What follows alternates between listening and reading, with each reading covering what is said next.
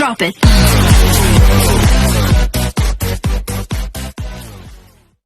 Matapos ngang matalo ang F2 Logistics sa set 1, ngayon naman sa set 2 ay mukhang kayang-kaya na ipanalo ng team nga ni Abby Maranyo sapagkat nga pagkatapos ng kanilang first technical timeout sa second set ay lamang nga sila ng 4 na puntos. Mukhang basang-basa na rin ngayon ng F2 ang Signal HD Spikers. Mainit ngayon ang F2 at gustong-gusto na nga nilang tapusin ang laban nila sa second set. Nagkaroon na talaga ng kumpiyansa ngayon itong si Julina De La Cruz matapos nga na dumikit sila sa laban sa first set sapagkat 6 na puntos nga ang hinabol nila, nakadikit pa nga sila sa Signal.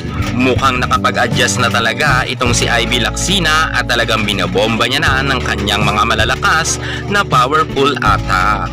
Pero mga ka-sports natin dyan, kahit lamang na lamang nga ang F2 ay nahabol pa yan ng Signal HD Spikers. Pero syempre, ang Signal ay talagang ayaw sana magpatalo pero mas kumpiyansa nga ngayon ang kupunan ni Abby Maranyo matapos nga na talagang dumikit ang Signal. Hindi na pinakawalan to ng kupunan ni Abby at sinunod-sunod nga nila ng kanilang mga mauutak na mga rookie.